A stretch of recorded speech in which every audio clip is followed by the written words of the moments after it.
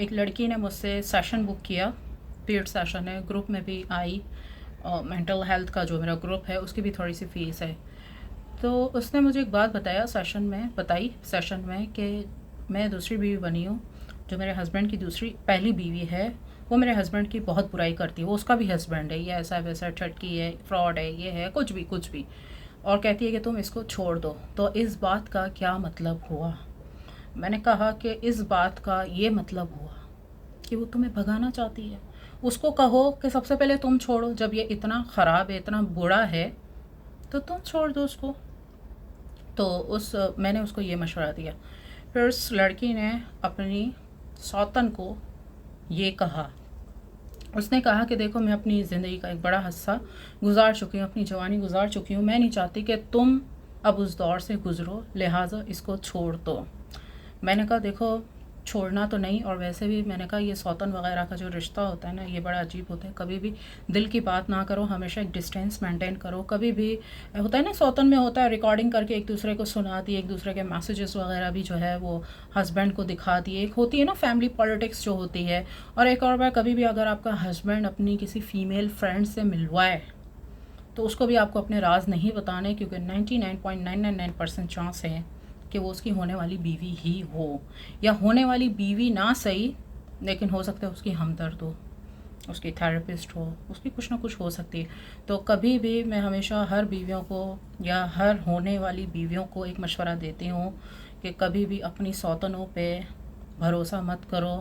اپنے ہسبینڈ کے جو بہنیں وغیرہ جو بھی آس پاس کے جو رشتے ہوتے ہیں ہسبینڈ کے، ان سے ایسی دل کی بات نہ کرو کہ فیوچر میں بہت بڑا مسئلہ بن جائے.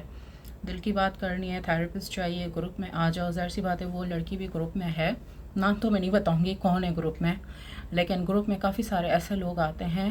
پھر یہ اپنے پارٹنرز دیکھتے ہیں، دل کی بات وغیرہ اسی سے ہی کرتے ہیں. اب ظاہر سی بات ہے، ایک مثال دے رہی ہوں، میں اپنی دل کی بات، کوئی میں پاگل تو نہیں ہوں کہ میں اپنی بھابھی سے کروں گی. ایک مثال دے رہی ہوں، میں اپنے دل کی بات یا اپنے ڈارک سیکریٹس جس کو اردو میں کالا سچ کہتے ہیں، وہ میں پاگل تو نہیں ہوں کہ میں اپنی کوئی نند کو یا سوتن کو یا آس پاس جو بھی نیٹ ورکنگ کے رشتے ہوتے ہیں، میں پاگل تو نہیں ہوں کہ میں اپنی زندگی کے کالے سچ ان کو بتاؤں گی کہ وہ میرا کچھ ٹریپ کر سکے مجھے. ایسا تو نہیں ہوتا نا.